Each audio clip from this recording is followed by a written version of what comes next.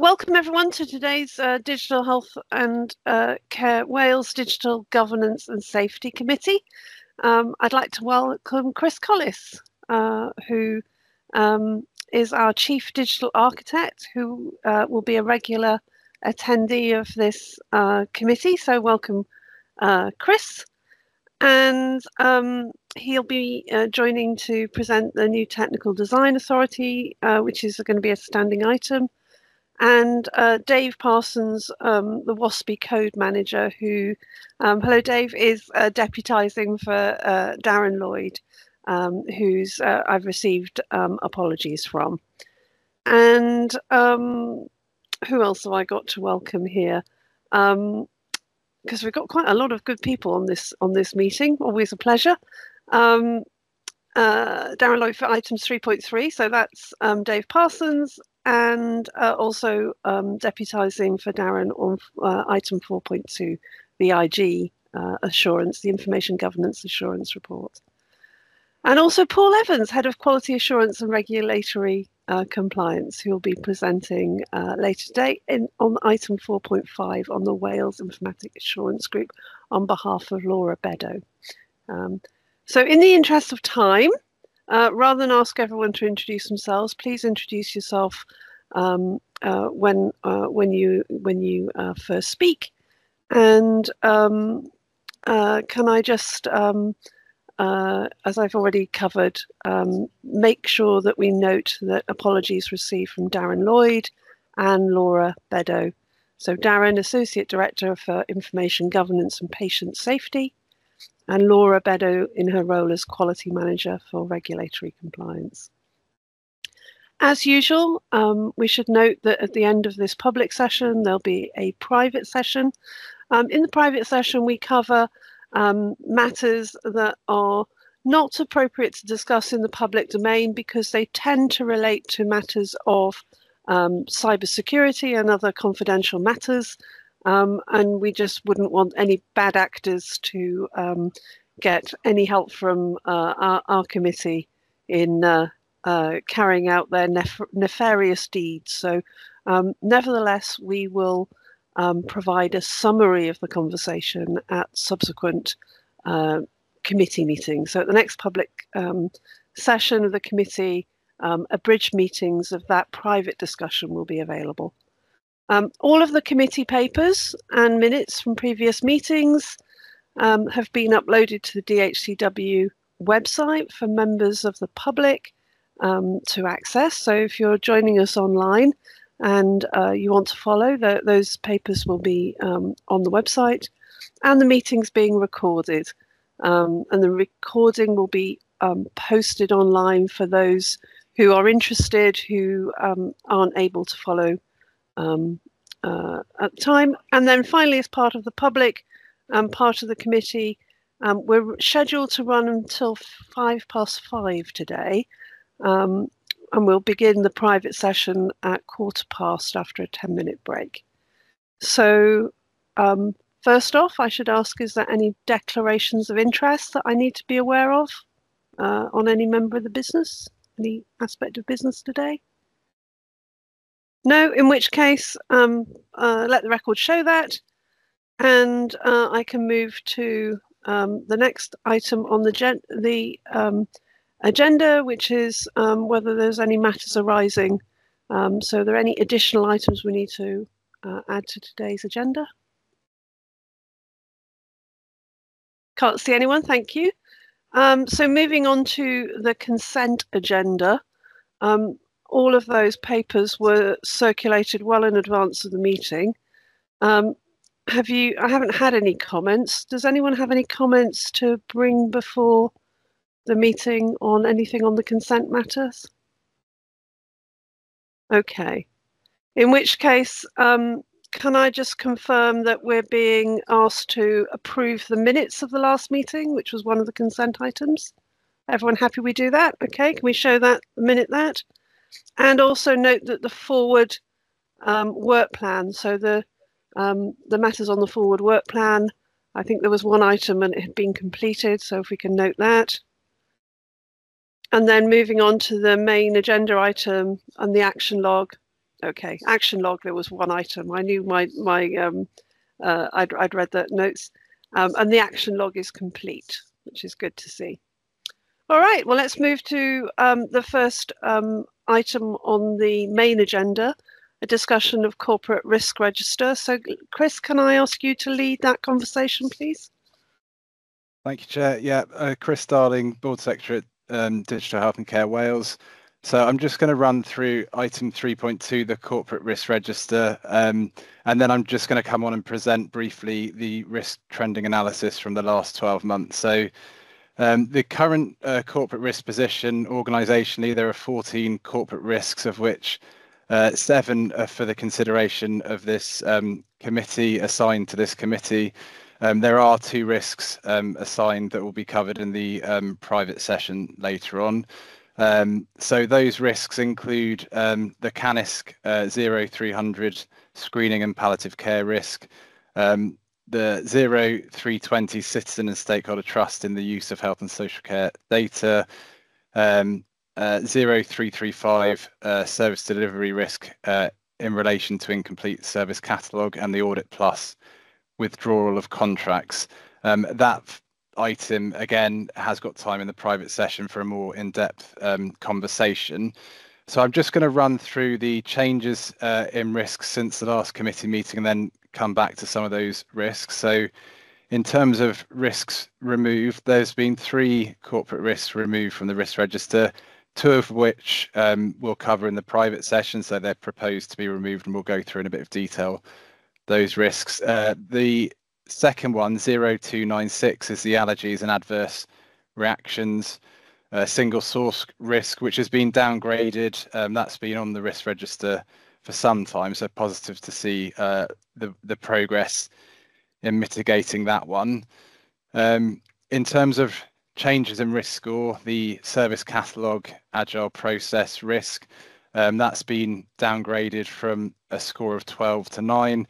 We're hoping that will be mitigated fully in the next few months, and the service management team are working on that. In terms of new risks that have come on to the risk register, there are 3 new risks. None of them relate to this committee, but they're there for noting. And as mentioned, the service catalogue risk has been downgraded. So I'll just come back to the Audit Plus risk, if that's okay. And I know this was discussed at the last committee meeting. So Rachel, I know we'll cover this in detail in the private session, but do you want to update for the record the current position, just so there's a record from where we were when we discussed it at the last public committee meeting? Yeah, no problem. Thank you. So, yeah, I'm Rachel Powell, Associate Director for Information Intelligence and Research at HCW. And yeah, this risk's been very closely managed in terms of the mitigations that we've been putting in place to account for the withdrawal of the Audit Plus contract sooner than we would have liked. We're pleased to advise that we've renegotiated with Informatica, so that the formal position to date is that we have an extension to the original plan, which was to end the contract at the end of December, but we've renegotiated with the supplier to extend that until the end of March 2025. We've also got a number of other mitigations that we're putting into place, and we've been doing quite a lot of market discovery, etc., to work with other suppliers to see what replacement solutions we can take forward. And the team are piloting some solutions from AMIS, the GP system supplier within Wales, as well as the work that we're taking forward in parallel with a replacement solution in the NDR. So quite a lot of activity in this space, and yeah, we can update further in the private committee section, but we regularly update stakeholders across Wales as to the position and the work that the team's taken forward to mitigate against the risk as well. So thank you for that, Rachel. I know we'll hear more about that later, and I just want to thank everyone in the public session, because this has been a very challenging risk to manage, and I want to thank everyone for getting this far. Chris, do you want to carry on? Yeah, thanks, Rowan. I was going to propose, I present the risk trending analysis, because I think that will just draw out a couple of the risks that I've mentioned that have been long stay risks, and have a discussion about that. But I'll work through this. So, Rowan, you'll recall a couple of years ago you challenged the committee to look at risks where we've struggled to mitigate them, and kind of if there's any trends, etc. So we now annually review our corporate risks and try and consider and reflect on what that means for us as an organisation. Have we been able to mitigate?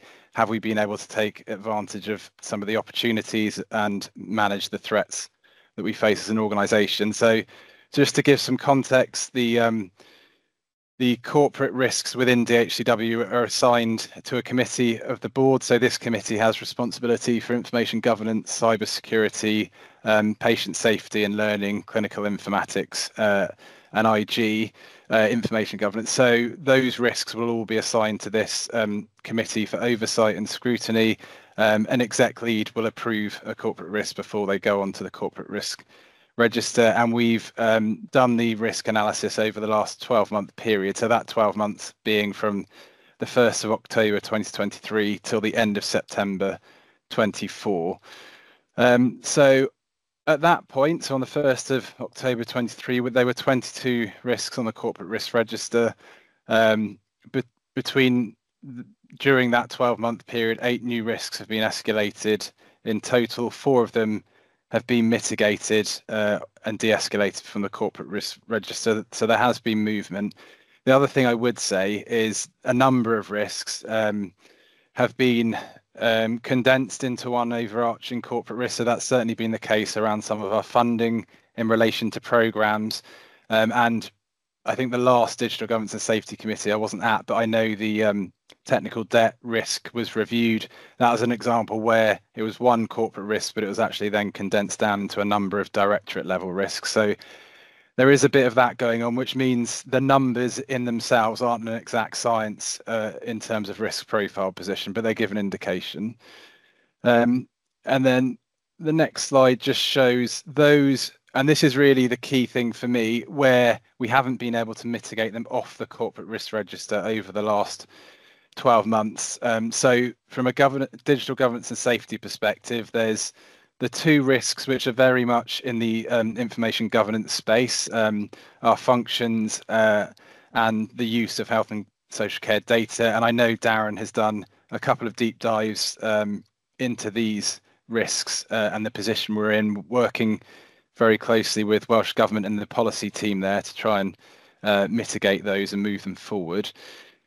The allergies, adverse reaction, single source risk. So this was one you'll have noted from the report I've just done that has now come off the risk register. So that's positive in terms of it has taken a bit of time and work, but we are now in a position where that's been mitigated. The 4 risks then that are marked there as private, they are private risks because they relate to cybersecurity. So we're not going to go into any detail here, but clearly we will carry on this conversation in the private session in terms of the status of those 4 risks, and there has been a bit of movement there. Just for noting the other 2 committees of the board, the risks that have remained static for 12 months during that reporting period, and we have looked at those risks at the committee meetings over the last 4 to 6 weeks or so. So the table on the top left just shows the number of risks as a snapshot point in time from the start of this period to now, and how they've reduced, but again, the caveat being some of those that have been condensed. And then on the right just shows those escalated during this period and those that have been de-escalated. Probably the interesting thing for this committee is just to note the table at the bottom shows that this committee tends to have the highest number of risks in terms of oversight and scrutiny. That has evened out a little bit with the introduction of the programmes delivery committee. A number of risks have moved over to that committee, but you'll see the top line, we're generally around 8, 10, 9 risks for digital governance and safety to oversee. So if we move on to the next slide, and probably no surprise, because a lot of the risks in terms of the categories are service delivery, and a lot of our service delivery, would be categorized in that area for things like clinical informatics, information governance, cyber, etc. So that just represents that through the domains. And then the last slide just shows how we try and capture linking back to our strategic missions and our principal risks that are captured through the board assurance framework. Strategic mission 1, providing a platform for enabling digital transformation, is where most of the corporate risks have sat over the last 12 months. And that, again, reflects the information governance, the cyber related risks, which fall into that category. Again, it's not an exact science, because some of the strategic missions, you could argue the corporate risks fall into one or more than one. We only assign them to one, but I think it probably demonstrates the digital platform element being critical in terms of our risk profile. So, Chair, I guess the takeaway and the reflections from some of the work we've done over the risk trending is around two things. One, cybersecurity and the constant, I think, threat that NHS Wales and DHCW face and have to proactively work to mitigate. And the other one's probably the digital privacy policy and the information governance arrangements in place, and trying to make sure the frameworks are as effective as they can be to maximise the benefits to the citizens of Wales. So I'll pause there, Chair, because I think some of the risks that I mentioned, I'm conscious have been on for 12 months. So I thought it was helpful just to share that. You're on mute, Rowan, I think. A very helpful summary, and very useful just to take that high level view. I'd love to kind of have a bit of a discussion. Alistair, can I turn to you, please? Yeah, thank you. Thanks, Chair, and thanks, Chris. It's there's a lot of I think assurance in seeing how you and the organisation is approaching this whole area.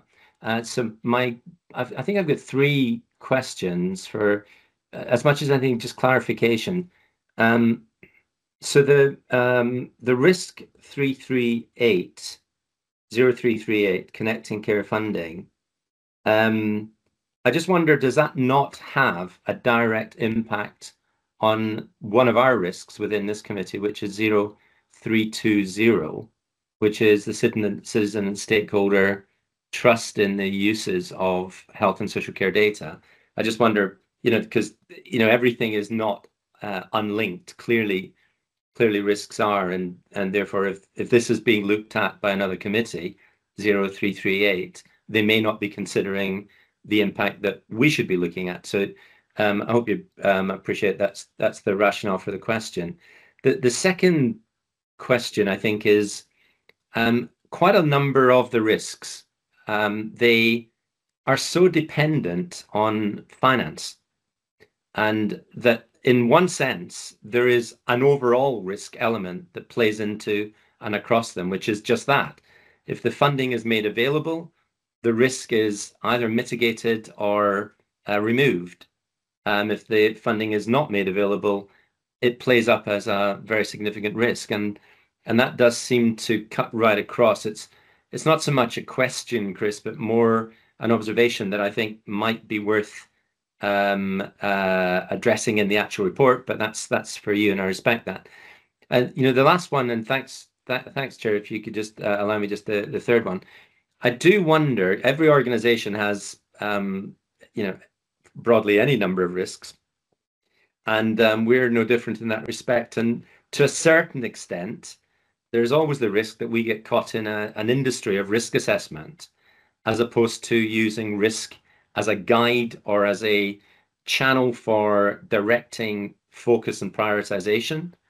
So this is a register. It is not set up as that guide, and I do wonder whether it would be helpful to calibrate them into, well, put simply, level 1, level 2, level 3 risks, as opposed to here's a whole bundle of them, and it's qualitatively a matter of what you might assess to be the most important ones, but organizationally we would, in the last resort, we would, I'm sure, be saying we have a certain number which absolutely are our priority. So I just thought those three, if I may. So thank you, Alistair. And I just kind of would just say, with our board assurance framework, it's only the most serious risks that are escalated to these committees, and then there is a series of levels below that which are managed by executive levels. So I suppose what we are seeing in this report is the biggest risks that the organisation is wrestling with. But I think it's a well-made point. Where do they live, and also how do you make sure that those risks are captured at a level that they can be used to allocate resource appropriately across the organisation. So bundling everything up into, say, one single finance risk because it's cross-cutting, but then having maybe a program that is on hold because there's no finance, you don't really get that resolution between the high level risk and the consequential inability to perhaps move things forward. So I think it's a really good question to ask. David, can I ask you to? Yep, thanks, Chair. Thanks, Chris. Point of clarification, really, Chris. On slide 6, you had 6 risks associated with finance, and in the narrative you spoke to, you said we consolidated a number of financial risk into one overarching. So is the 6 that you've got on slide 6, are those now consolidated, or have we got a consolidated risk and a number of other risks? Yeah, Chair, are you happy that I start with David and work back? So we had 4 risks during the 12-month period relating to programme funding, which actually were coming up to the last financial year end and into the new financial year, that we then translated into one overarching corporate risk. So it is different to the 6, because there are some other risks not programme related. It was the programme related with deeper funding on that one. If you want me to just step through some of the comments Alistair made. So in terms of the connecting care and the citizen-centred data, the health and social care risks, I think it's a really good point. I think one thing the analysis doesn't do at this point is join up across risks, and it's something that we should do. And if we take it one step further, we would want to join up where some of our risks, because of the nature of the organisation, impact on the wider system, wider organisations, because a lot of our risks, and it's something that came through our Audit Wales structured assessment feedback, will impact provider organisations. So I think it's a really good point, Alistair, and something that I'll be keen to take on board and try and reflect back when we do this exercise next year.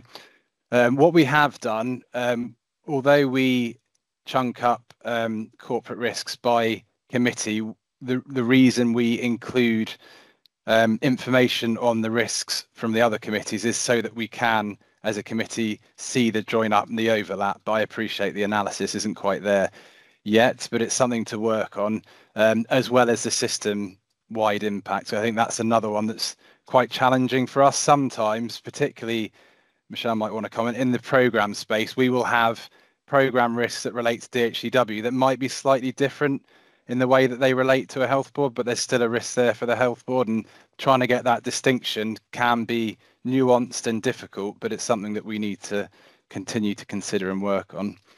The overall finance risk, I think, again, really good point.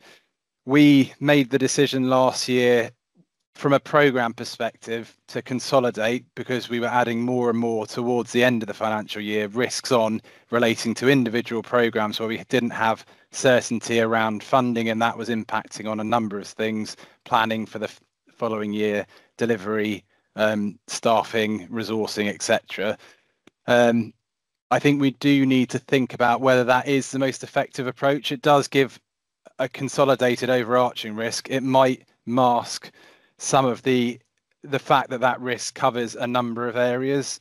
and actually the mitigations sometimes differ by individual program if we use the program analogy. So that's something that came up a couple of weeks ago, and we are considering how we best reflect that organisationally.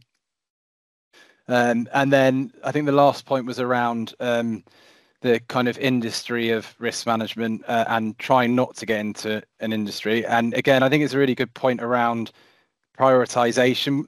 I think that's partly what we've tried to do through linking each corporate risk to the board assurance framework and the strategic missions of the organisation. So I guess what it's showing us is that cyber and IG tend to be dominant over the course of the year, and therefore from a strategic mission perspective we are trying to mitigate a lot of risk in that area relating to creating enhancing a solid digital platform for transformation. But again, I think there probably is more to do and to think about from a prioritization and calibrating.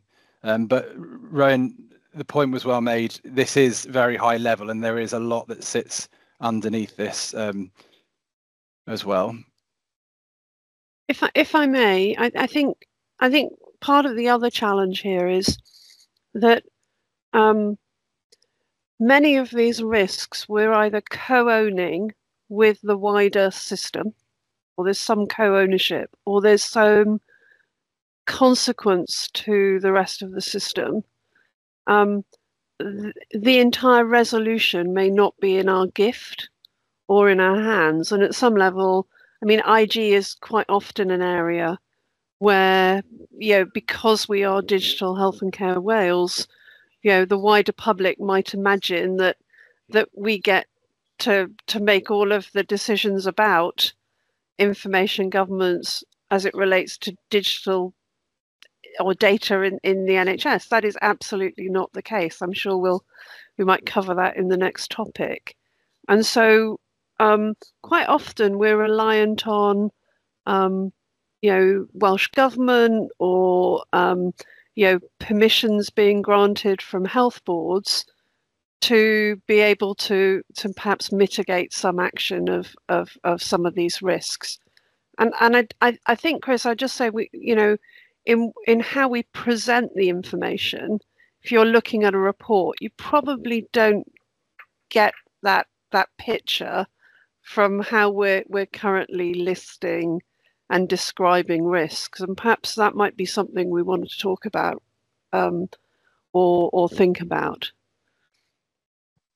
Yeah, I think that's a fair point, Chair, because I think certainly the benefit the trending analysis does is it makes you reflect and it makes you consider things and then have to reflect back what it's telling you. And I don't think that comes through in a report format particularly well.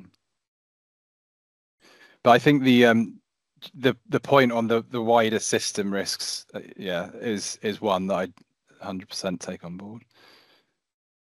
And quite often, people might imagine that some of the cyber security considerations, we are often trying to mitigate risks system-wide. So there's consideration and wider activity and coordination considerations. So whilst we're very keen to be as transparent as we can, just trying to get some of that flavour, I think, into how we're thinking and articulating and presenting these risks might be useful. Any other thoughts that? Well, thank you, Chris, for pulling together. I hope the exercise is useful in that just by having a consideration, it just at least allows us some time to ask those questions of ourselves, and I hope it's valuable. In which case, can I ask the committee to note the report? Thank you for that, Chris. And perhaps for the highlight report, we might highlight some of those points that Alistair made, for example, on funding and the broader risk co-ownership, requiring other bodies in some cases to help us resolve some of those risks. I think that would be useful. Thank you. Okay, let's move on to point 3.3, and I'd like to welcome Dave Parsons, to talk about our digital standards. Thank you. Afternoon, thank you, Chair. Yeah, I'm Dave Parsons. I'm the WASPI, the Wales Court on the Sharing Personal Information Core Manager within DHW. In terms of the report on the digital standards, as you'll be aware, DHW have been working with Welsh Government to set a common set of standards from a digital perspective. We've been operating the use of England digital standards, which are known as DCB 0129 and DCB 0160, around patient and clinical safety. And the work has been progressing quite nicely over recent months. We've had an independent report that has ratified the development of our standards, as well as internal task and finish groups supporting the scope of what these standards are intended to look like. The report today is to note the progress that's being made in terms of this work, and in particular the adoption of the standards and the ongoing conversations with the Welsh Government.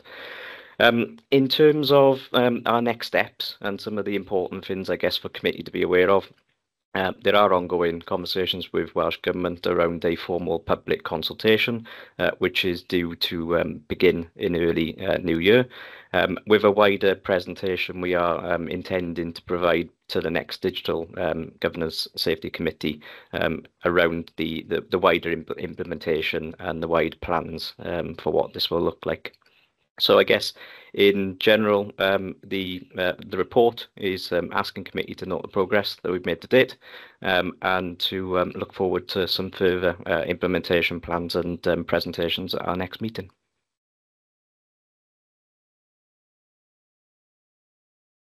Well, thank you, Dave, and great to hear that progress. Does anyone have any questions? Yes, David.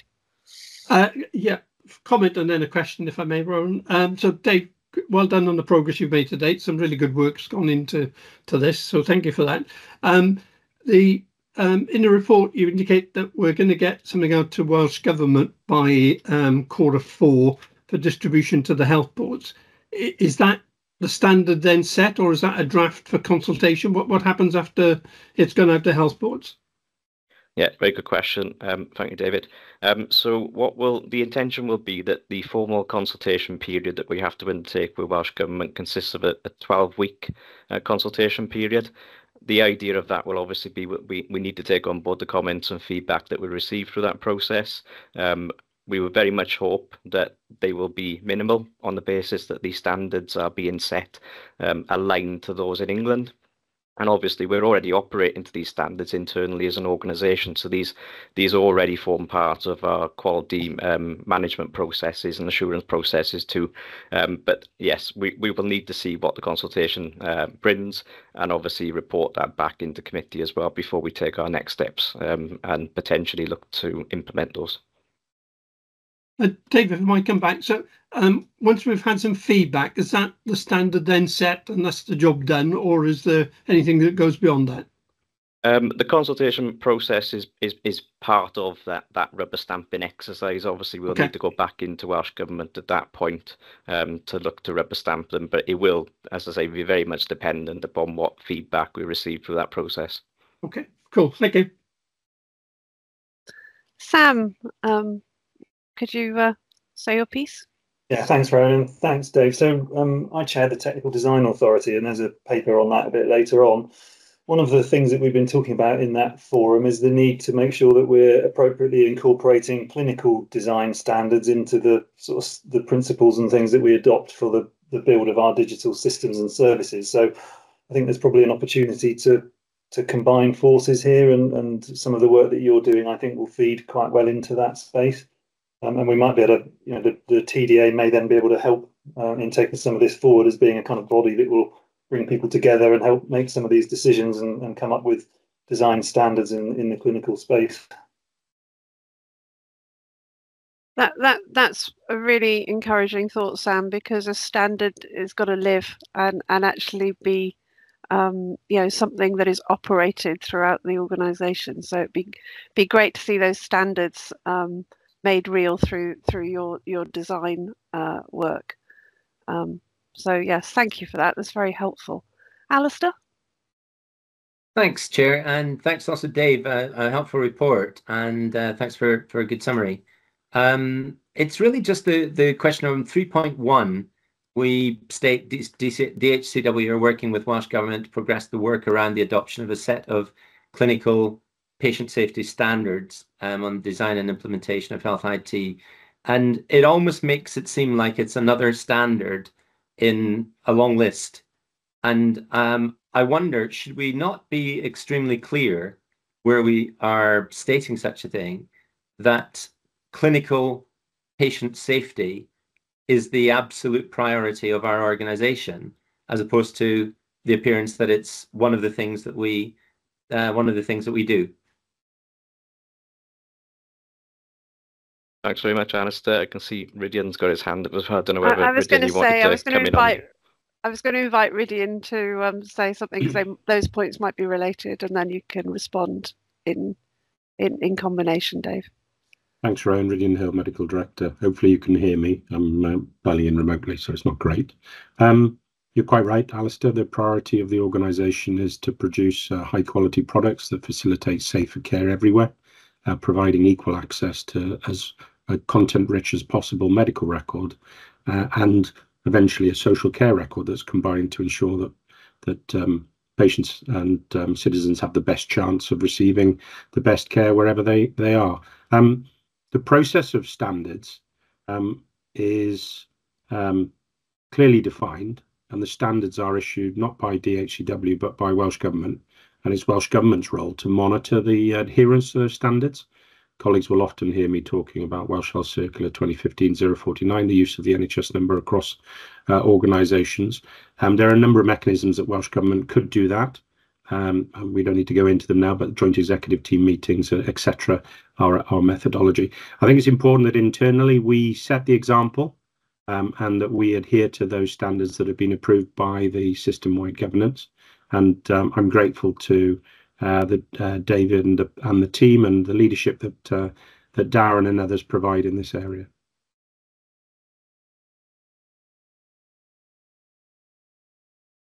Thank you, Rydian. I think that was, and I think the other thing is standards also evolve. So the other danger is once you've made them, that they just get put on a shelf. So Rydian's point about making sure that we measure our adherence and report on that, I think, is critical. Dave, did you want to respond to Alistair's comments? I don't have anything else to add, Chair, than what Rydian has just set out. I think that's set it up perfectly, really. Yeah, I think that's great, and thank you for that. Can I just inquire about WASPI? I know we have talked about perhaps moving that towards something that we do with the ICO. Is there an update on that available, or is that something we might discuss at a future meeting? I'm quite happy to bring something on a further meeting on that, Chair, but really good progress is being made on that to date with an updated submission sent to the ICO in the last fortnight, so we're making really good progress on that.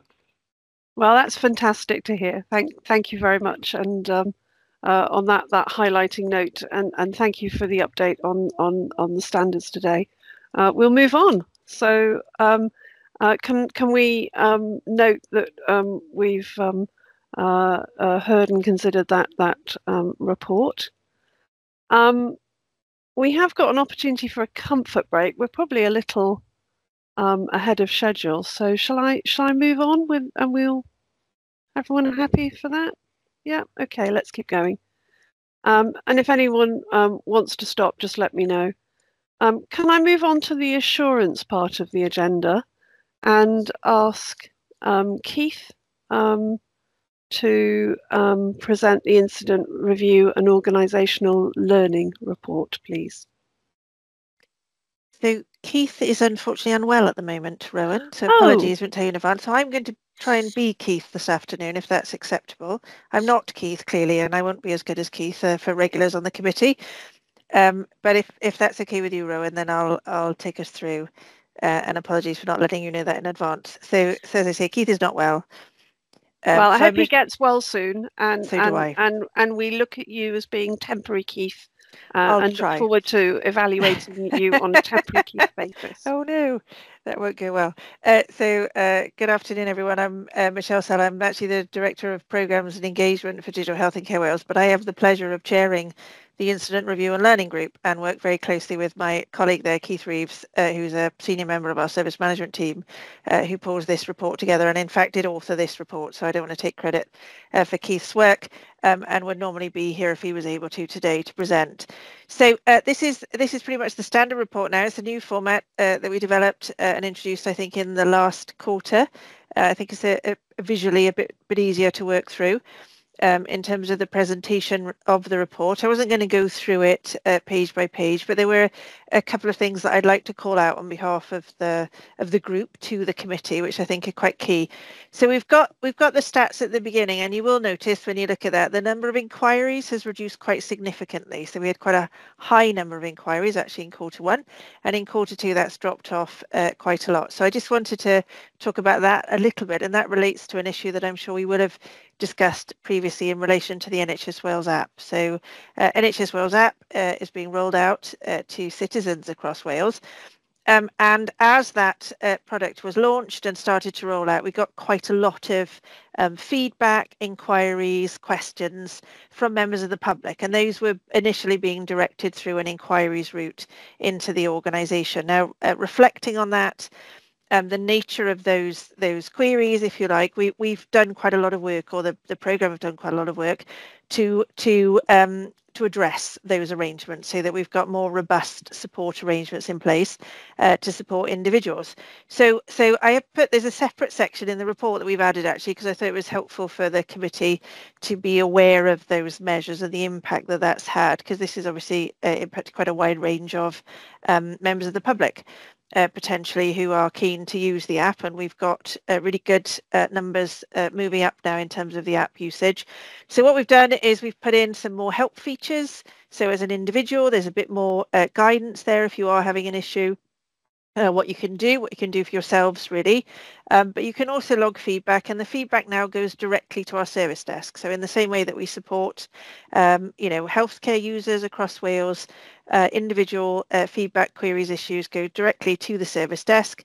They do a very similar triage then that they would on any of our systems, and the mechanisms are in place in order to address those issues. So to be honest, it can be a number of issues really. Individuals may have issues with the login process. So colleagues may be aware you register to use the app and you go through a bit of a process really in order to enable you to be able to access services and information.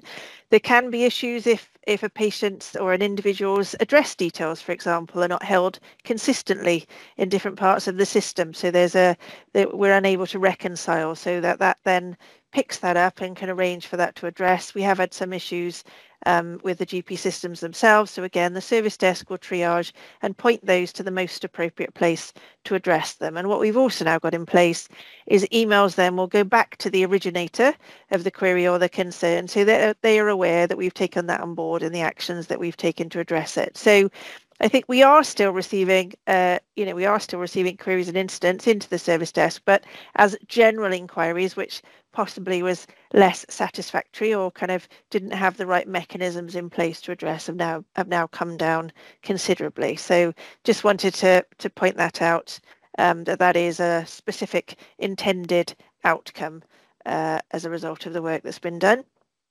And then if you move through the report, you can see, so we continue to consider reports within the group So the objective, and we would have discussed this before in this forum as well, that we look at technical incidents, so we look at the major incident reviews, and we look at wider points of learning that arise. So we have really good mechanisms in place. Service management colleagues often look at the technical reasons why something's gone wrong or why we've had an issue. And what the group really does is reflects on those, but also looks at whether there are wider points of learning, so other issues that we should pick up as an organisation. And what we're also very keen to do, and we are expanding, is to look at other aspects across the organisation where that learning is important and the kind of measures we can put in place to address those. So there are a couple of examples of that in the report, and I was just going to call out one of those, and then I will stop for questions, which was we had a really interesting discussion actually about the use of AI in recruitment. Which is slightly intriguing, and it came from a piece of work again that service management colleagues had done. That apparently you can very helpfully get AI to write your CV and your supporting information, and it presents a very a candidate with a very good fit to the requirements that you're seeking to recruit. And I think this came to light when you actually meet individuals, because we do use interviews. It became apparent that perhaps it wasn't quite as came across, and then I think that an individual kind of took that offline and started to use some tools to assess whether in fact that information had been AI generated. So I understand that this is I was going to say it's an emerging field. It's not really, is it? But it's something I think that we're seeing a lot more now. And we had quite a good discussion about what measures we might take as an organization in considering that. So there are some tools I think that part of the organization we're already using. So you could try and look out for kind of key indications that that had been done. And then we talked really about our wider recruitment practices, so interviews, but also potentially other measures. So interviews not always the best mechanism, I think, to assess candidates. So we had a good conversation then about how we can use, other measures, maybe assessment centres or other type activities, in terms of how we assess whether candidates will be a good fit with the organisation as well as their skills and experience. So I thought it was a slightly different conversation to some of our more technical, although with a technical element to it. But that's just a little snapshot really of some of the learning, and there's a bit more in the report in terms of some of the conversations we've been having as a group. Well, I'm not. I hope that Keith is getting better. But Michelle, you did a wonderful job on his behalf. Alistair, would you like to respond to Michelle? Yeah, Michelle, thanks very much indeed. And you've already covered one question. I was very intrigued by the extreme decline, happily, up from 246 to 42 in complaints and concerns. So thank you for explaining that. That is also very reassuring. And, as an independent member of the board, I find it, and I think residents, patients, and the wider world would find it extremely reassuring to know that there is this group that is focused on incident review and organizational learning. It's not every organization that has something like that, in my experience, and that it locks into the governance of the organization in the way we do. So I think it's extremely good that we do this. It's just a question around it. And, the tram lines are set around the organization. I get it. I can see why that would be the case. But I do wonder whether it would be appropriate to stretch the learning to specified organizations that relate to us in particular ways, so that we're not entirely internally focused on this, but actually that we're capable of taking in learning where it is appropriate from, not the world, but specified. It could be partner organizations, it could be suppliers, it could be whatever the specified organizations might be. And I just wondered if you had a comment on that, Michelle. No, I mean, I thank you. First of all, in terms of your comments, we're still growing as a group. I think there are lots of areas I think that we can move into, aren't we? And we do try and bring on board kind of external kind of learning, if you like, in the sense that information that may be generally available, we link into things like the the IT Service Management Forum, for example, in terms of learning, and Keith has been doing that for us. And we also do try again, we've talked about it earlier in the meeting, haven't we? The incidents or issues that we may be dealing with actually can have an impact across health more widely. They're not generally contained within the organisation, and where they do, we may feed back, for example, through service management boards or back out to health board colleagues in terms of some of the learning that we've identified through the reports that may be helpful into their own organisations. But it's definitely something I think we will continue to work on, Alistair, and I think that's really helpful. That's how we grow as an organisation, isn't it? And yeah, I will reflect on that and think about, how do we cast the net a bit more widely, perhaps, to get the greatest benefit to us as an organisation. Thank you. Yeah, and specifically how we disseminate some of our learnings more broadly, I think is really a really good challenge there. David, you had a question? I did. Thanks, Chair. Thanks, Michelle. Just echoing Alistair's feedback on well done on getting the level of inquiries related to the app down to significantly. Just point of clarification, have we still seen continued uptake of the app? So the original peak of inquiries were generated with a large uptake or surge in uptake. Is that continued, or is that leveled off, and part of the improvement has been there's less uptake than there were previously? That's an excellent question, David. So I don't have all of the stats in front of me. So you're right, we did see a kind of surge, didn't we, when the app originally became available? And colleagues may be aware, we haven't done any kind of public campaign or anything in relation to the app yet. So we are anticipating that as and when we get to that point, we could see another surge, couldn't we? That would be the objective. Yeah. We have had continued growth.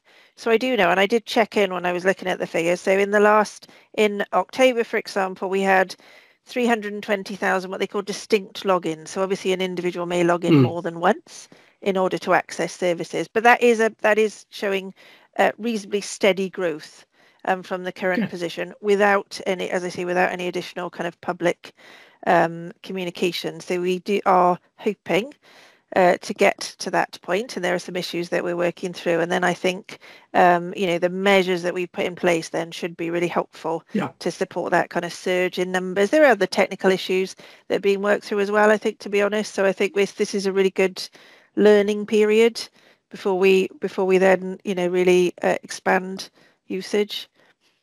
Right. Okay. Thank you, Michelle.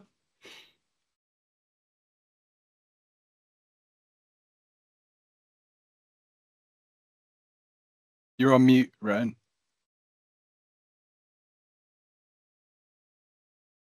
I managed to double unmute and mute myself. Michelle, I can only imagine there are significant challenges with a capability that is going out to all of the citizens in Wales potentially. So almost a business to consumer application in a organisation. I don't mean just Digital Health and Care Wales, but within the NHS in Wales, whose systems are probably more attuned to a sort of enterprise business to business function, and a lot of additional support, investment, broader comms capability that the whole of the health system and Welsh Government, I'm sure, are thinking about. Chris, can I ask you to comment? Thanks, Rowan. Yeah, and it very much picks up on the point made by you and David. I was just going to suggest it might be worth bringing something back on the learning from feedback from the app through the public beta phase, through the IRLG initially, and then through this committee, just conscious that organisational learnings through this committee in terms of responsibility. And it is our biggest citizen-facing application. It's a part of the organisation that's fairly new to us. As you say, most of what we do is with partner organisations. This is us more directly to citizens. So it's just a suggestion. And again, wouldn't want to step on kind of programme governance arrangements, but from a learning perspective, as Michelle said, we are getting hundreds of pieces of feedback, inquiries from citizens on this. So it might be useful to think about that in the future. I think that's a great suggestion, Chris, and perhaps we might put that on the meeting highlight notes just to call that out for consideration, and we'll hear more about that at a future meeting perhaps. It's now coming up to 5 to 2. We're going to take a 10-minute comfort break. And I know it's good to stand up also after an hour. So let's do that, and we'll come back at 5 past. Thank you, everyone. Okay, I think most of us are back. So hopefully everyone had a bit of a stretch and is ready to begin onto the next part of the assurance agenda. So if I might ask Dave Parsons to present the Information Governance Assurance Report. Thank you, Dave. Thank you, Chair. So as per normal and our previous committee reports, the Information Governance Report is actually based on our Information Governance Strategy and our 4 predominant aims, which are focused around corporate compliance, assurance, policy, and our role in advice and guidance. There are a number of appendices to the report, Appendix A and B, and they particularly spotlight our compliance with corporate access to information requests, incident management, and assurance activity. And in particular, they spotlight the really positive and increased trend in compliance that we have in these particular areas. There were several things in particular I'd like to spotlight within our report in the last reporting period. Firstly, I think is the measurement of activity that we have that continues to feed into our data protection impact assessment processes. During this period, we've had 38 data protection impact assessments that we've worked on, 12 new assessments and 12 signed off. And these cover a vast variety of different projects and programs, regional and national within DHCW, and they feed really well into our wider quality assurance processes within DHCW2. The second thing I'd like to spotlight is in the previous report to committee, we mentioned around the need for a communication and engagement programme to spotlight the reporting of incidents within the organisation. I'm pleased to say we've had a really successful programme of both guidance, tools, videos that have been released within the organisation over the past quarter, particularly around reporting data protection incidents. You'll note within the report there's been a slight increase in reports of incidents during this reporting period, and I think that this is a positive reflection on the really good work that we've done. And I think that although having more incidents can be seen as a bit of a negative, I take this in a positive way in that they've all been low level, and without knowing that you've got incidents, you can't actually put mitigations in place to control and reduce them from potentially reoccurring. So I think that's a really positive news story. And the final thing that I wanted to spotlight was actually some work that we've done around the Wales Accord on the sharing of personal information. So back in July, we launched 2 new national templates to support all sectors, not just health. And these were designed in partnership with Blake Morgan, and they were centred around joint data controller arrangements, but also direct data processing arrangements that organisations may have with third parties. And these are particularly complex areas, particularly when it comes to legal liabilities between partners. But there was a huge demand from a lot of organisations across all sectors for these types of templates to be developed. There's a lot of work that went into creating these in partnership with Blake Morgan, and it's fair to say that there's been a huge amount of positive feedback that we've received to date, particularly around the added value and consistency that these templates offer. They certainly help us in an approach of a once for Wales type approach that we want around national consistency around information governance. So I particularly wanted to spotlight those 3 particular areas. The report, the final thing just to note within the report is that there is also a mention of our information governance strategy, which obviously we base our assurance activity around. We are currently conducting a review of that strategy over the coming weeks, so we will be bringing an update to that at the next committee too.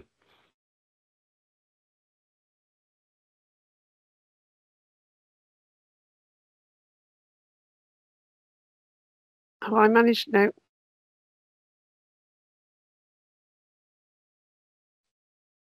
You're on mute, Rowan.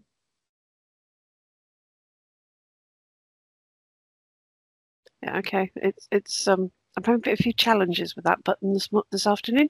I fully concur with your observation, Dave, that more incidents being reported is incredibly positive for the organisation. So I'm really pleased to see the impact of that effective communication. Great to hear. Alistair, can I turn to you, please?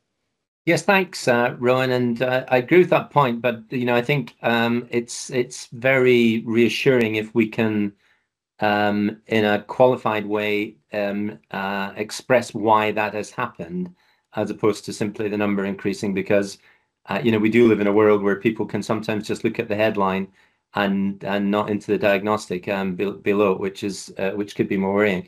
But thank you for the report. I did wonder when I was looking at it, and excuse my ignorance in this matter, because but there are no better people in this room than the ones we've got to help me with this. But is there any industry standard for grading information governance, such a sort of kite mark, a sort of quality assurance mark?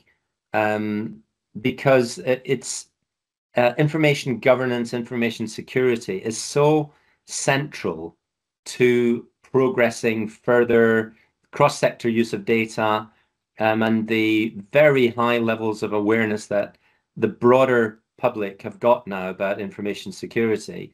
The demonstration that we are extremely good and that people should be reassured, I think, could not be understated. And so hence the question. I think that's great, Alistair, and Dave. That is an invitation to blow your own trumpet a little bit as well, with what you're doing in establishing WASPI with the ICO. Yeah, so there's a couple of things, I guess, Alistair, that I would add around that. Obviously, in terms of standards of reporting and in terms of compliance targets, there are targets that are set by the Information Commissioner's Office. So, for example, if they came in to do a deep dive in an organisation, they would set minimal requirements that they would expect an organisation to adhere to in terms of its access to information, compliance, in terms of training compliance. So there are some standards that the ICO as a regulator would set. There are wider standards available as well for organisations. So across a lot of public sector, you would see organisations already compliant with Cyber Essentials plus information governance, so the ASME element of that as well. So that is a standard there. For obviously some of the work that we're currently doing around the Wales Accord on the sharing of personal information comes into this as well.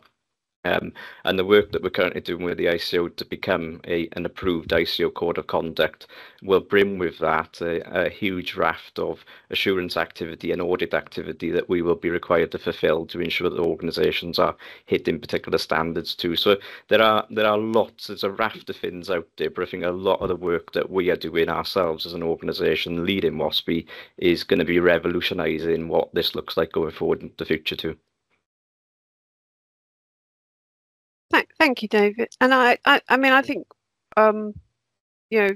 just sort of as an independent member, I just observe, WASPI is one of those, or Wales Accord for Sharing of Personal Information. I should spell it out.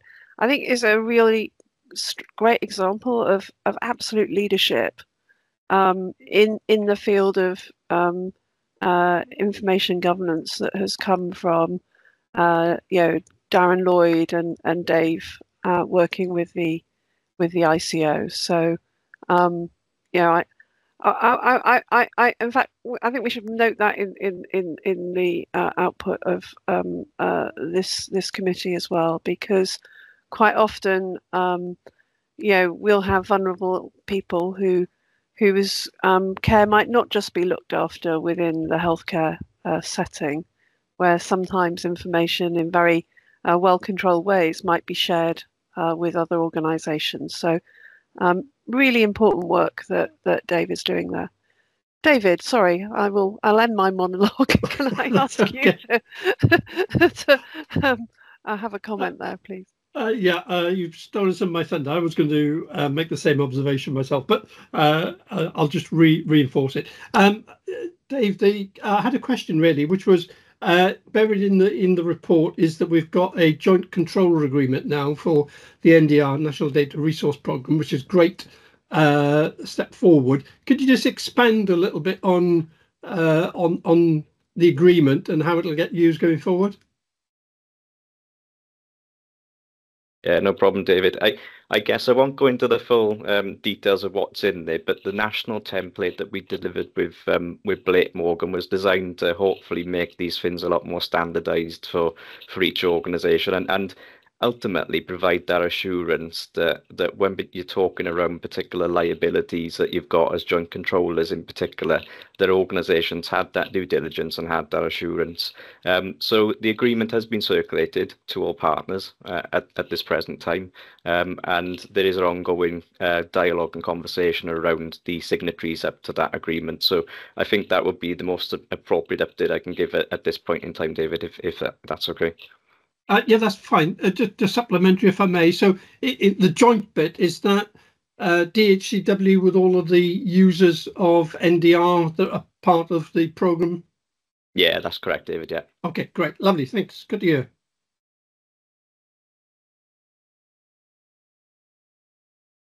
You're on mute still, Rowan, but I think you were inviting me to come in. Thank you. As the Senior Information Risk Owner for DHCW, I'd just like to take this opportunity to call out the close working that we're now seeing between the information governance and cyber teams, which I think is really important. The interrelations between those domains are significant and extensive now, aren't they? So it's really important for the safety and security of the organisation's data that we've got a consistent and joined up approach across IG and cyber. We now have a monthly CSIRO update meeting, which is just like, it doesn't cut across any of our formal governance, but it's just a kind of hot brief session for me to keep abreast of any issues that are coming up as they arise. But then also from a more structural perspective, we're starting to look at alignment of the data security and protection toolkit with the cyber assurance framework and how we can go out across, auditing the system in once, with a consistent framework across everything. So I think there's a lot of positive work going on there. So I just really wanted to acknowledge that here. No, that's a point well made, Sam. And I would say it's not just the assurance around our data, it's our ability to operate a health system that is increasingly reliant on digital systems in order to care for patients. So they're absolutely the same thing in a practical sense. So really good to hear that. Is there any other questions on the report? In which case, I'm going to thank Dave for the assurance of the report, and I'm going to ask Rachel Powell to provide the Information Services Assurance Report. Thank you, Rachel. Thank you. So just by way of a quick summary of the report, and I won't cover all of the minutiae detail within it, but we regularly report against the information analytics strategy, which for members' benefit, that was approved around this time last year. So we're a year into that strategy and we've been making really good progress against delivery of the different strategic objectives, which we framed within the INTP, and we continue to make good progress on milestone delivery for quarters 2 and 3 now that we're in as well.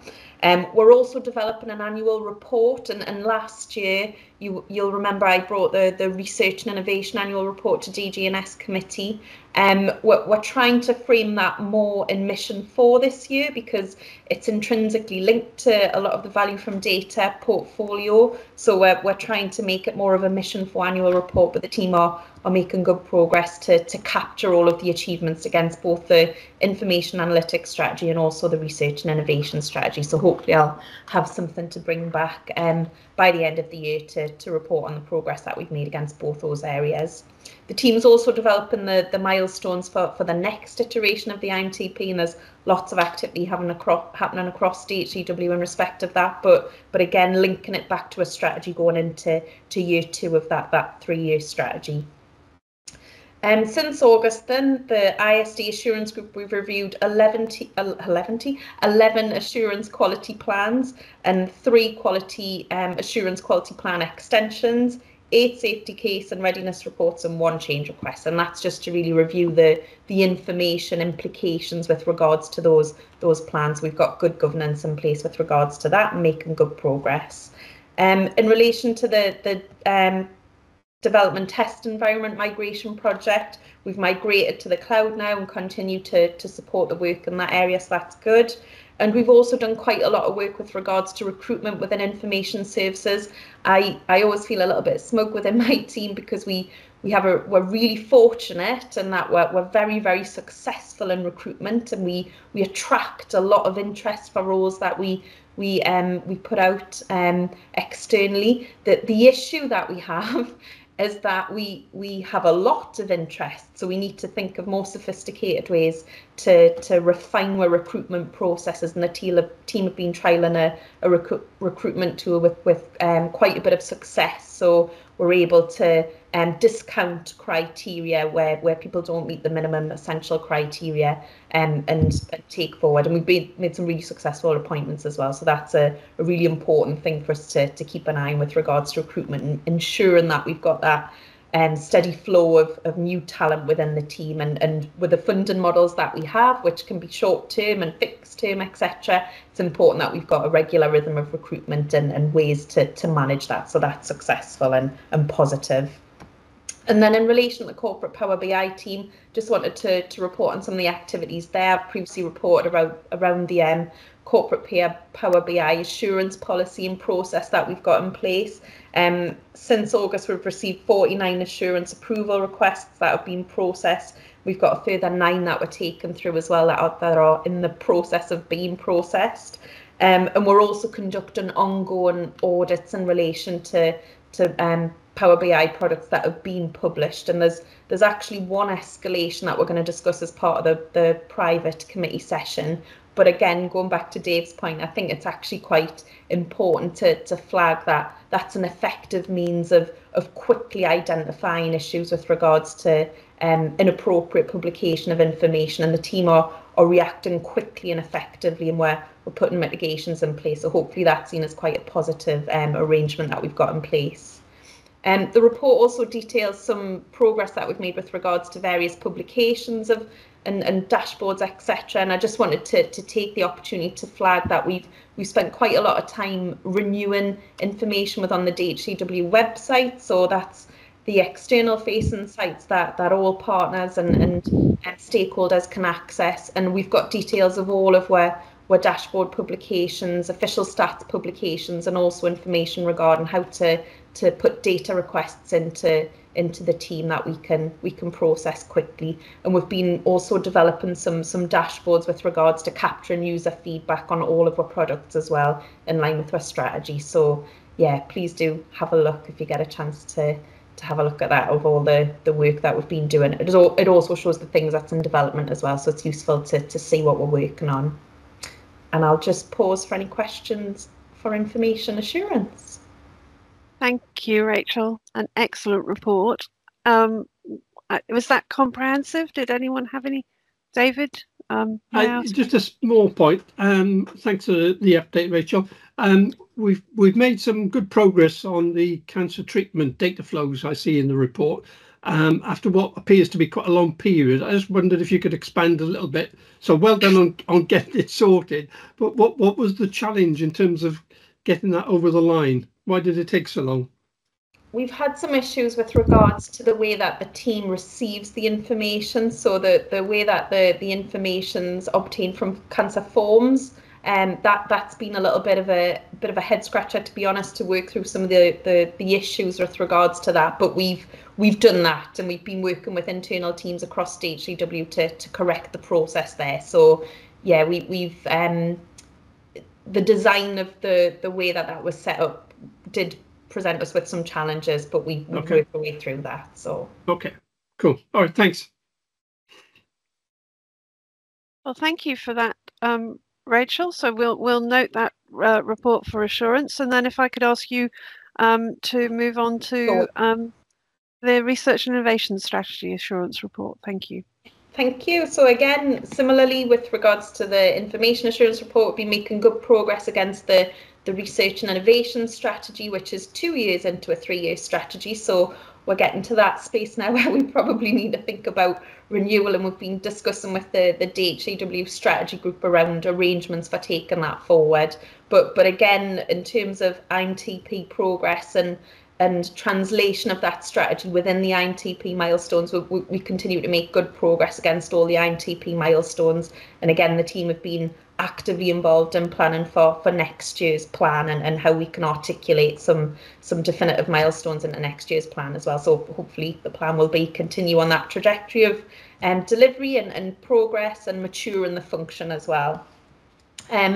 This was also picked up in the Information and Assurances report, but I deliberately left it until Research and Innovation. And I know, again, I've mentioned previously around the Digital Economy Act accreditation that the team were heavily involved in acquiring a couple of years ago. We received regular audits to maintain that accreditation, and I reported to the committee a little while ago about the preparation we'd done in relation to that annual audit to maintain that DE accreditation. We've had confirmation that everything's good and that we continue to make good progress against the security and assurance and capability controls that have been put in place, and we have to provide evidence in relation to those every year, and also there's physical on-site checks to make sure that everything's in place as it should be. There's also some learning in respect of that audit, not from our perspective, but learning that we wanted to share with the ONS who actually undertake that audit, because some of the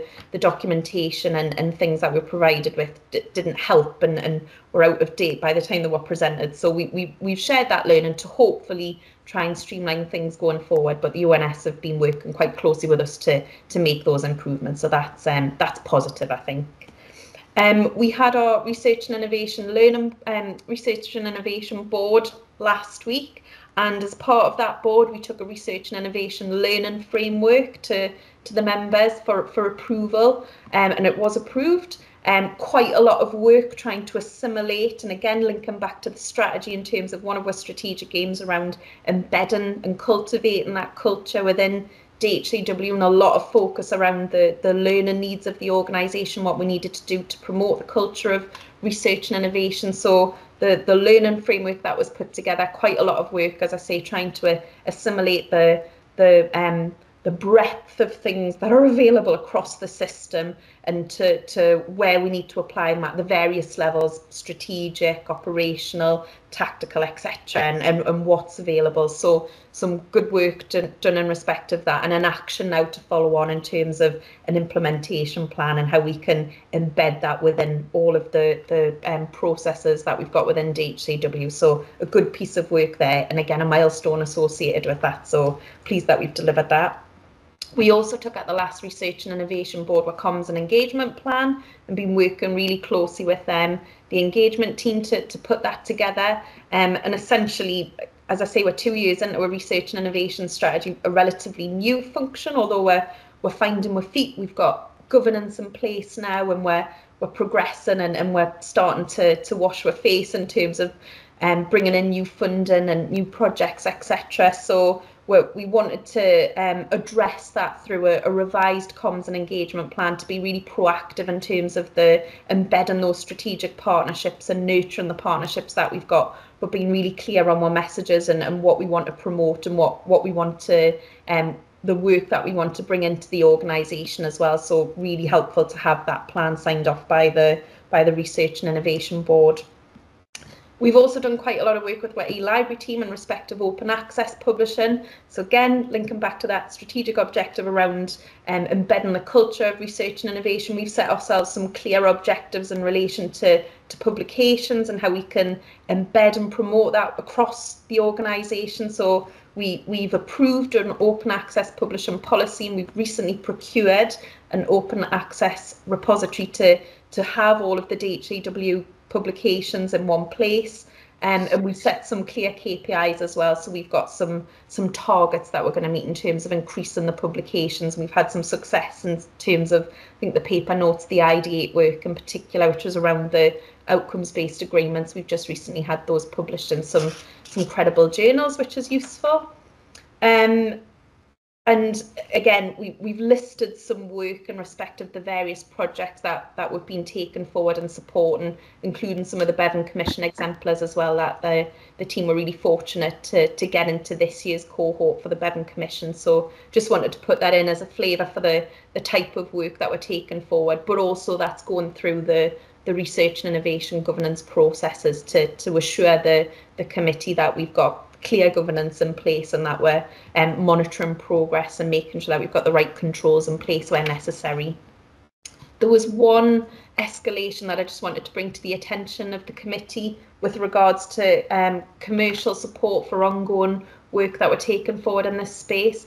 I am positive that we've got a bit of a way forward, and we've been working. It's unfortunate that Michelle's dropped off the call, because Michelle's teams and the commercial team within DHEW have been working closely to look at a solution to really promote the R&I activity that we're taking forward, but so that we've got more robust processes in place where we can turn things around a lot more quickly.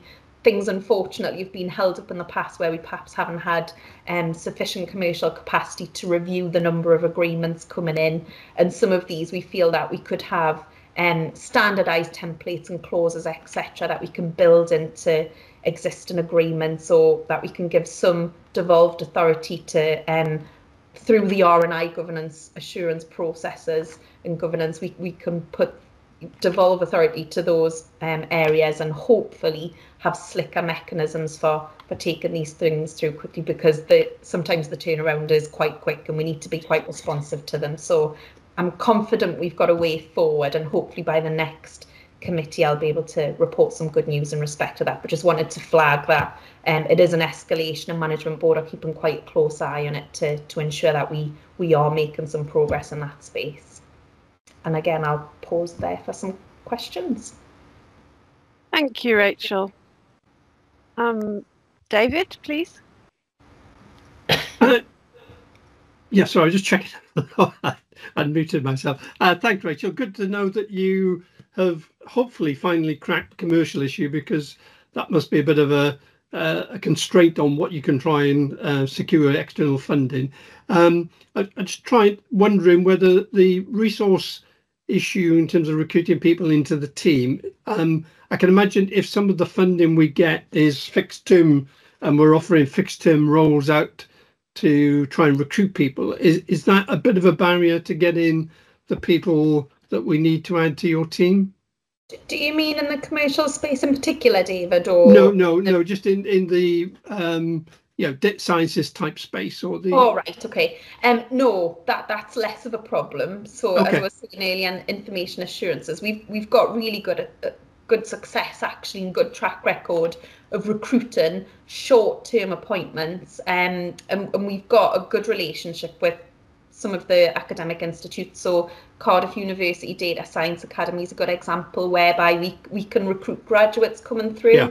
We train on that programme as well, so we've got, and we do a bit of learning and ongoing support for those students. So hopefully we've got some established relationships. We turn up on a lot of recruitment drives and employment days, etc., to kind of promote DHEW and what we do within information services. But no, fortunately, we're quite successful in attracting, where we've got 6 3-month funding, and we've also done some work, I should point out as well, on internships as well. So we've got one internship within information services. Currently, she came in as 3 months. We've managed to find a little bit extra money to extend her. And these people, let me tell you, they're very bright. They're coming with really good skills, very moldable, very adaptable, quick learning in terms of the nature of the business. So short-term projects and pieces of work were quite successful, touch wood, at recruiting to that, and that is the nature of research and innovation as well. So yeah. I'm very aware that that's the nature of the type of funding we're going to get, and we've got to be adaptive and responsive to that. Okay, that's really good to hear, particularly with my Cardiff University Council member hat on as well. That's pleasing on both counts. Just a supplementary point, if I may. So have you got sufficient resource in your core team so that when all of these people come in on short-term contracts, it's working well and we're not sort of, you've got the right balance? Yeah, it's a good point, because I think at this point, yes, because we're still relatively contained, we're maturing, and we're coping with the work. So we've got 2 core members of staff who are kind of coordinating and leading on a lot of the activity with support from other teams in DHCW, I hasten to add. So a lot of the delivery of the data analytics that we might do isn't delivered by the core and IPOS, that's delivered by information assurances staff, as an example. I think the areas where we struggle is some of the more broader arrangements, for example, the where we need some dedicated commercial support from internal teams, and we perhaps haven't cracked that egg yet. But like I said, we've got plans to take that forward, and we've put a bit of a strategy together to develop a partnership strategy around how we can simplify some of the arrangements and have better processes in place for sorting out the agreements. So delivery of the project's not so much a problem, but it's just some of the internal arrangements around commercial agreements. That's where we're sticking a little bit at the moment. Okay, great. Thanks, Rachel. And Rachel, I'm not entirely surprised to hear that that's been a challenge and that you're addressing it. It's always difficult to plan for how much of that resource you're going to need and exactly what you want to standardize until you had a bit of experience at it. But I'm really encouraged by the number of research and innovation projects that you're standing up, and particularly because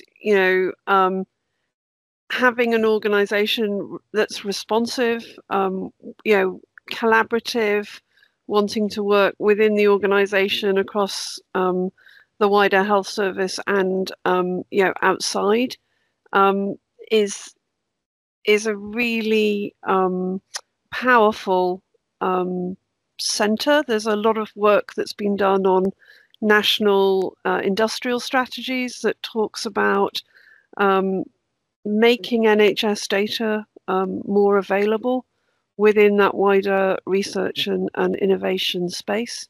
And it's good to see you flying and doing and growing that activity within DHCW. So well done. Thank you. Okay, in which case, thank you for that. We'll note that report for assurance, Rachel. And if I can ask Paul Evans, in his capacity as Head of Quality Assurance and Regulatory Compliance, to present the Wales Informatics Assurance Group report. Thank you, Paul. Thanks, Rowan, and you saved me the bother of introducing myself, so that's much appreciated. I'll do my best to present Laura's report as well as she would have done, but to give you the highlights, in the last quarter, there are 2 projects that have been fully approved via the WIAG process. There are a further 7 projects at various stages within that process, 4 at assurance quality plan stage, and a further 3 at safety case and readiness report, all of which are on track for completion within project timescales, so that there's no expected delays through the process there. The WIAG Power App, Laura has previously reported on, to date hasn't been used. There were a couple of issues identified that required some further validation testing. That testing has now been completed and signed off, and Laura informs me that the next projects that come through WIAG will now use the new Power App rather than the paper-based system. So that's quite an exciting development for the process. Just to note also that the Laura previously reported on the API consumer onboarding process and WIAG's involvement in that. The initial intent was that WIAG would sign off on those API onboarding plans. But that's been reviewed, and whilst the medical director and executive director of operations will continue to approve those API onboardings, because the WIAG assurance leads actually sit on the API onboarding group, then there won't be a separate approval process through WIAG. It'll just be notification, but as I said, approval by both the medical director and executive director of operations. You'll also note in the paper that there are 3 papers listed as upcoming WIAG papers, but that's more than tripled since the paper was produced. So it looks like we're heading into a reasonably busy period for WIAG, but no more so than the last quarter. So nothing that the team can't deal with there. And that's it really from me. So happy to take any questions.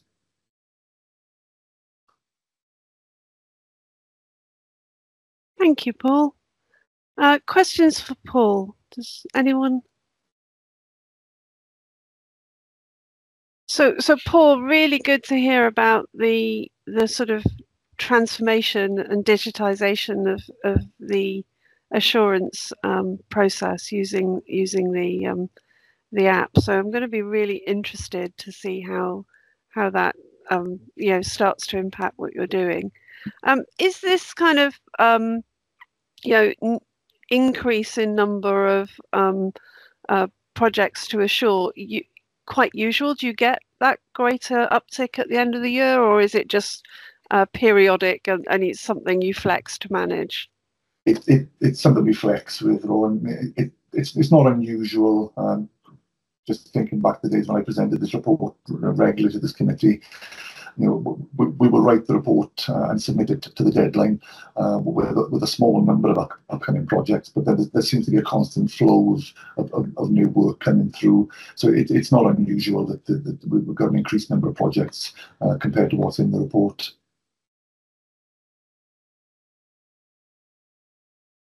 Okay, well that's good. So that's a business as usual thing rather than anything for us to be concerned about. Absolutely. Okay. Well, if there's no questions, in which case I'm going to invite Chris Collis to present the Technical Design Authority Assurance Report. I'm going to present this on Chris's behalf. I was wondering whether you were going to be impersonating Chris, Sam. So it'll probably be a poor impression, but I'll do my best. Chris is unavoidably elsewhere today, so apologies on his behalf, and I'll present this. So this is the Technical Design Authority Assurance Report. So the TDA exists really to establish a holistic architecture for the systems that DHCW runs on behalf of NHS Wales, and then to steer the development of that architecture, and also to assure and ensure adherence to it as new systems are built and developed. The TDA was established towards the end of the previous financial year. We had a pilot phase which ran successfully and concluded in July of last year. During that pilot, we've established 6 architecture domains, so they're listed in the report. We've got open architecture and integration, data and analytics, digital workplace, cloud and infrastructure, software and engineering, and security and identity. So those are the areas into which we've split all of the work of building and engineering systems. There's actually kind of like a domain 0, which is the top level enterprise architecture principles, which are largely very high level things such as will be cloud first or will be internet first. Those principles have been adopted largely from ones that NHS England have published in order to give us adherence across the whole system and alignment. As I mentioned earlier, we are considering the addition of additional architecture domains. So clinical is one, to make sure that we've got a single body overseeing standards in that area too, and then also looking at user-centered design principles as well, which is something that we're increasingly focusing on in DHCW. The situation has moved on a little bit since this report was published. So we say in the report that we've agreed principles across 2 of the domains, but we've actually agreed it across 4 now because we signed some off at the previous meeting. So data and analytics, open architecture and integration, and now also digital workplace and cloud and infrastructure have all got fully approved sets of high-level principles. So we're now in the process of developing a comms strategy for publishing those principles. We're expecting to launch with the help of the comms team in the next few weeks. The TDA pilot, which as I mentioned concluded last year, did recommend that the group be expanded to a national level. So it was always the intention, and this was agreed in principle with Welsh Government, that we would run an internal pilot and then consider the expansion of the Technical Design Authority to become a national body for NHS Wales. Since that, NHS Welsh Government are doing a broader review of the governance in the digital space. So we're working very closely with them on that and considerations of a technical design authority or an architecture board, and also cyber governance are being fed into those discussions. We're also looking at strengthening the architecture discipline and practice across the whole of NHS Wales. So our new Chief Digital Architect, Chris Collis, is working closely with Rebecca Cook, the Chief Data Officer, to establish close working relationships with the architects across the whole system, and hopefully to join it, to create and establish a national architecture community of practice, which will help us align across the whole system. The TDA is a formal body that we've established, so it does sit within the formal governance structure of DHCW, reporting into the management board. It also links closely with the work of WIAG.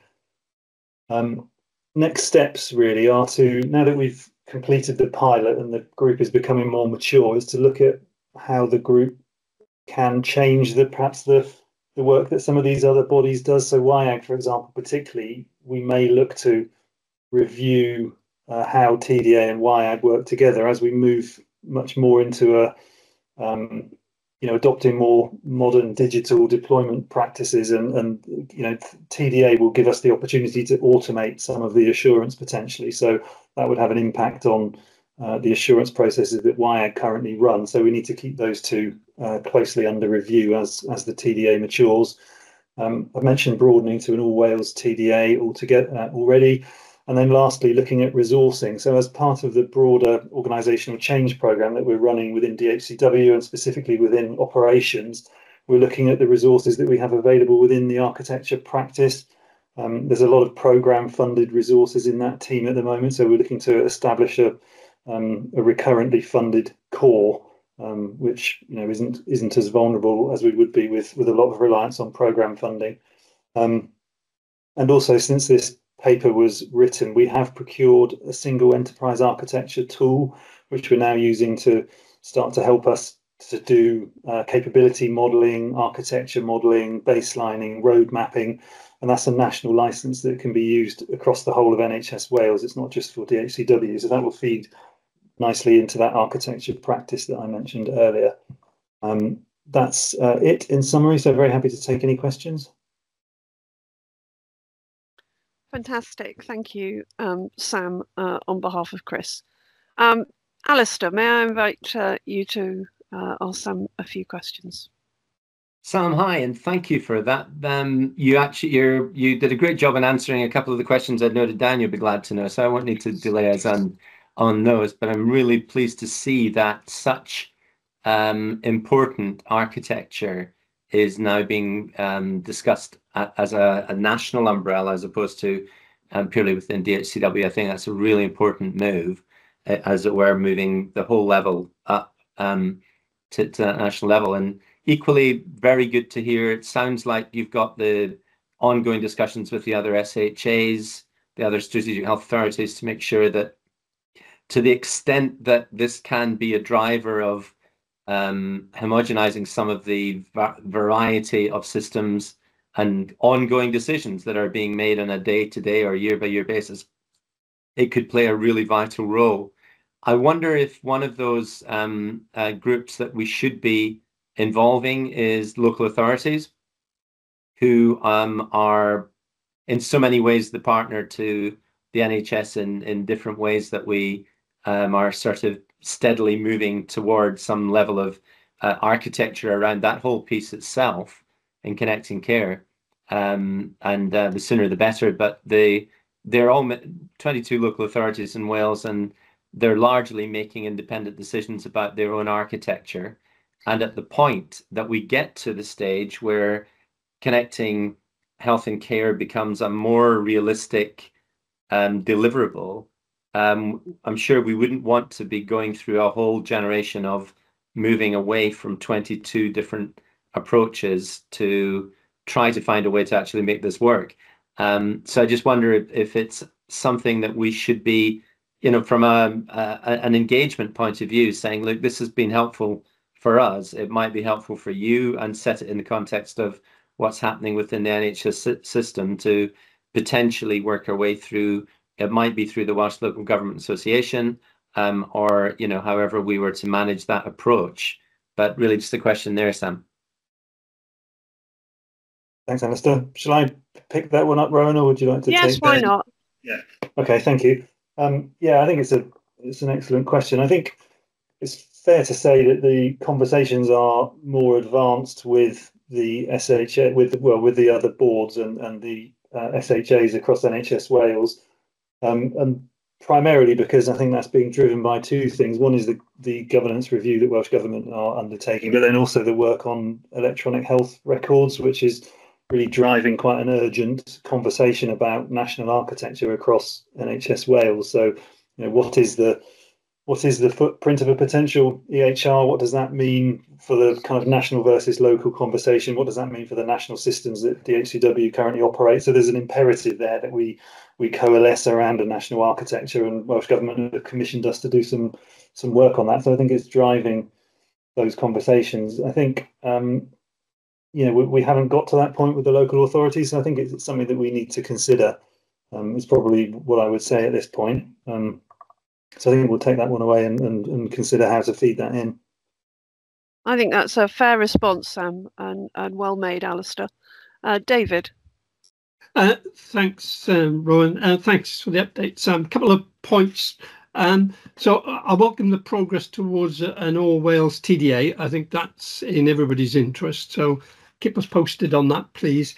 In my experience of having done something like that in the private sector, once you've got it established, you do need some dedicated resource to make it happen and make it work properly.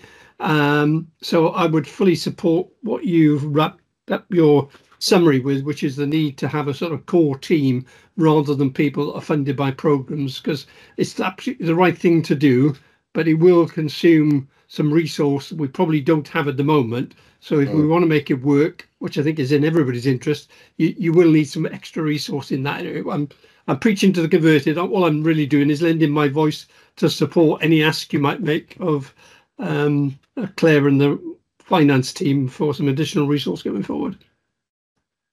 Thank you, David. And again, David, very, very timely point there. Chris, may I ask you to Thanks, Rowan. respond? Yeah, it was just in response to Alistair's question. I think it's a really good one. And we have, off the back of the Audit Wales report on digital transformation into local authorities across Wales, scheduled them in to present some of their findings at a future board development session early next calendar year. So I was just thinking we might be able to pick up some of Alistair's points in terms of some of the findings and learnings from that work at that session as well. Thank you, Chris. And Sam, I think sometimes people find these sort of architecture conversations sort of quite an abstract conversation, but I think it's just worth saying the whole point of building off a common architecture is to allow us to use data intelligently, efficiently, and safely in various applications that across the NHS. And whenever information can't flow, follow the patient around their care journey in the NHS, that's a potential risk, and that may well be because of lack of interoperability between systems. So as far as I'm concerned, that what you're doing with in the TDA and beginning to pull together this national architecture is as much a patient safety aspect as it is a clinical informatics piece. So thank you for that. Thanks, Mary. Okay, so I think that concludes the assurance agenda on part 4. So if we move to closing matters, is there any urgent business that the committee needs to be made aware of at this time? In which case, thank you for that. There's nothing to raise. I've tried to highlight matters for the highlight report as we've gone through the agenda. Was there anything that anyone felt I'd missed or would like to make sure is included? No, well, thank you for that.